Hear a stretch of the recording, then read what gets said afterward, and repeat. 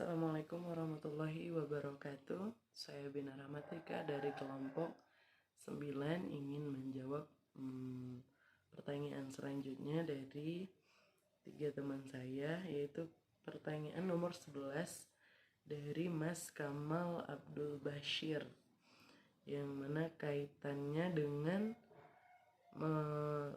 seorang perempuan yang membawa senjata pada zaman Nabi dengan wanita zaman sekarang gitu ya, dengan adanya Komnas Perlindungan Anak dan Perempuan. Dan katanya di sini, bagaimana cara menghilangkan stigma atau doktrin perempuan itu harus dilindungi. Nah, melihat dengan situasi yang tadi barusan, yang wanita zaman dahulu itu membawa senjata, ikut berperang, dan seterusnya. Nah, pertanyaannya, bagaimana cara menghilangkan doktrin perempuan harus dilindungi? Kalau menurut saya pribadi, perempuan di zaman sekarang itu harus dilindungi. Kenapa? Karena perempuan pada zaman dahulu juga sebenarnya dilindungi. Nah, pelopor pelindung wanita pertama di dunia atau di sejarah Islam sendiri itu adalah Nabi Muhammad SAW. Bagaimana cara beliau melindungi perempuan? Bagaimana cara beliau mengangkat derajat perempuan? Yaitu dengan cara, pada zaman dahulu, bayi-bayi perempuan itu jika mereka lahir dan diketahui bahwa mereka perempuan, maka mereka langsung dikuburkan. Dan mungkin itu adalah contoh yang udah biasa gitu ya, mungkin gitu ya. Alah, basi, itu udah semua orang ngomong kalau dulu bayi perempuan langsung dikubur, tapi sekarang udah begini, udah begitu. Oke, kita masuk ke contoh selanjutnya. Pada zaman sebelum Rasulullah diutus, itu wanita itu tidak diperlakukan sebagaimana perempuan, sebagaimana manusia gitu. Mereka dianggap sebagai makhluk kelas 2 atau makhluk di bawah manusia gitu. Jadi mereka itu bukan manusia gitu, mereka itu adalah sejenis binatang peliharaan, mungkin kasarnya seperti itu, tapi tidak sampai seperti itu.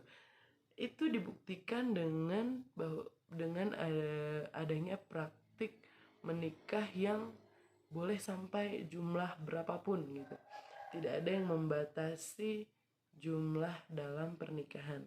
Jadi seorang suami bisa memiliki sampai berapa banyak istri yang dia mau, sampai 50, 20, 30 dan seterusnya. Itu tidak dibatasi gitu. Tapi setelah Rasulullah SAW diutuskan sebagai Rasulullah, sebagai nabi di muka bumi ini, beliau mulai membatasi bahwasanya, hey, ini loh, perempuan itu bukan makhluk kelas 2. Perempuan itu bukan makhluk kelas rendah.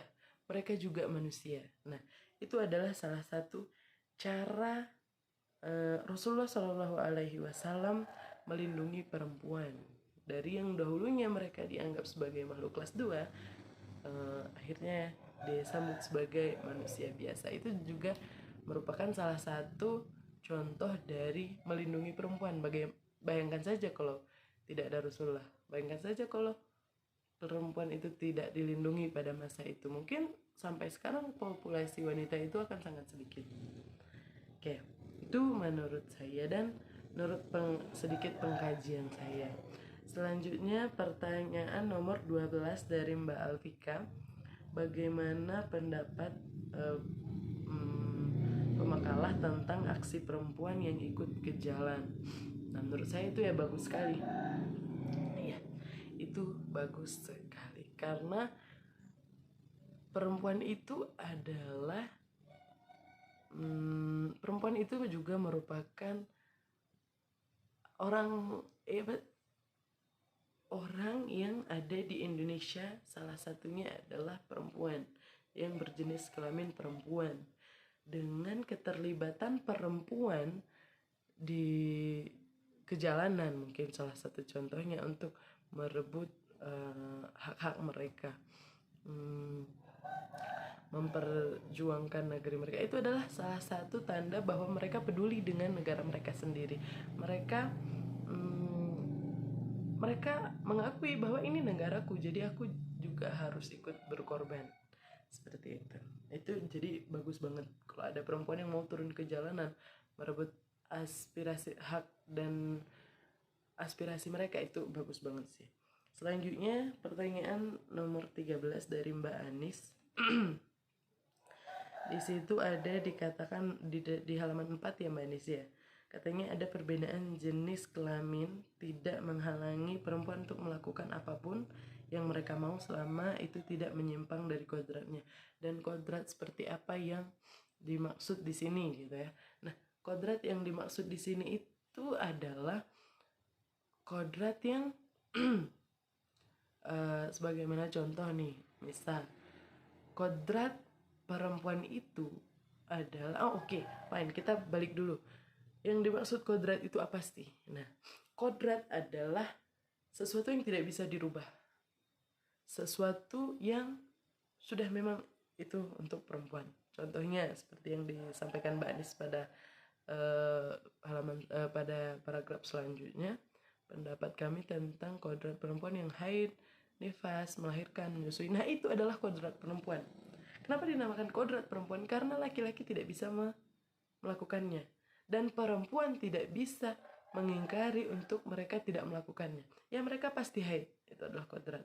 Mereka pasti melahirkan kalau memang mereka menikah dan melakukan hubungan suami istri. Dan ovum mereka dibuahi oleh sel sperma, mereka akan hamil dan melahirkan. Itu sudah kodrat. Yang dimaksud mereka bisa melakukan apapun selama tidak menyimpang dari kodratnya itu apabila, contoh, ini ada seorang perempuan nih, mereka tidak menyalahi kodrat dan mereka ingin menyalahi kodratnya. Jadi mereka ingin melakukan hal semacam yang tidak sesuai dengan kodrat mereka. Nah, kodrat mereka tadi adalah haid, melahirkan, menyusui, dan seterusnya. Yang mereka ingin lakukan adalah seperti jika kita bahas ke masalah seksnya, mereka ingin membuahi. Seperti itu adalah sesuatu hal yang menyalahi kodrat mereka. Kenapa? Karena kodrat perempuan itu sendiri adalah untuk dibuahi. Kenapa? Karena mereka memiliki sel telur, mereka memiliki ovum. Jadi ovum mereka lah yang dibuahi oleh sel sperma. Tapi perempuan ini ingin menyalahi kodrat, yaitu dia ingin membuahi apa yang mau dia buahi sedangkan dia tidak memiliki sel sperma. Mungkin itu menurut saya. Dan kalau pendapat tentang bagaimana pendapat kami tentang kodrat perempuan itu melahirkan, menyusui, ya itu emang udah kodrat perempuan. Itu adalah segala sesuatu yang tidak bisa dirubah oleh perempuan itu sendiri dan mereka harus melakukannya selagi mereka mau. Mungkin itu saja dari saya. Billahi taufiq wal hidayah. Waridha walidayah. Assalamualaikum warahmatullahi wabarakatuh.